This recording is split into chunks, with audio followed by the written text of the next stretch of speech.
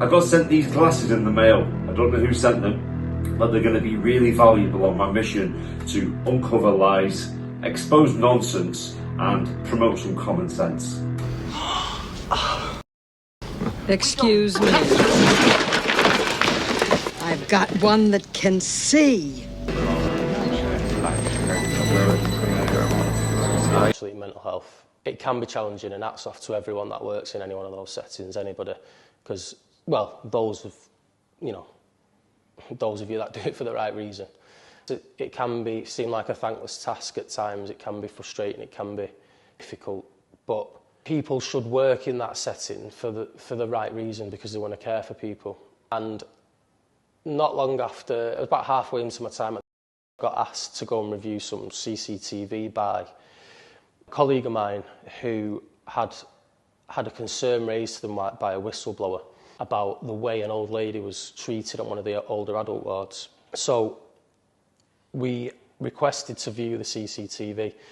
Now, the procedure for viewing CCTV had changed, so we had to go through the security lead for the trust, security management specialist for the trust, or the Associate Director of Safety and Quality to get the authorisation to use the system. There have been concerns about CCTV being deleted by some of the leaders within that hospital, CCTV being used against staff for disciplinary purposes.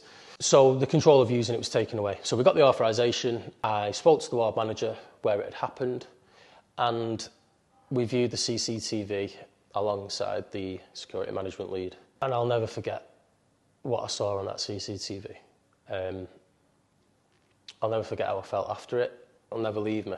And that's me watching it, not the poor person that had to suffer what happened to them. So what you have a lady stood in the corridor outside the staff office, and a member of staff who's sat writing in a book at the table. And you can see these patients talking to the staff, gesturing to the staff. You can't hear it. This staff member stands up quickly and comes face to face with this patient, pointing in her face, shouting in her face. You can see she's raising her voice, she's going at her. Two other members of staff then come either side of this staff member. So you've got 3 members of staff and then a patient on their own.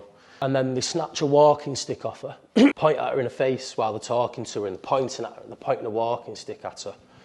This lady lashes out literally like this. Now, that will have been used for the justification for the restraint, but we have a lady that's maybe agitated, frustrated, she's unwell, she's an inpatient in a hospital under the Mental Health Act. She then gets surrounded by 3 staff who take a walking aid off her, so she's now unsteady on her feet, and they're within a personal space pointing in her face. So it's fight or flight again. There's no flight, she can't walk, she's not got a walking aid, she's got no choice, yeah?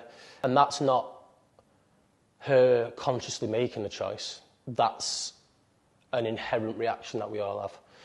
So she lashes out and she gets grabbed, first of all. She gets grabbed by her arms, and her arms are up by her shoulders. And she gets dragged with her arms, head down, arms in the air, and she's dragged up the corridor. And we switched the view on the CCTV so we could see different angles. And as she's being dragged up the corridor by her arms with her legs flailing across the floor, her knickers fall down round her ankles, and then she just gets thrown to the floor, face first on the floor, and left. And they walk off down the corridor, talking between themselves.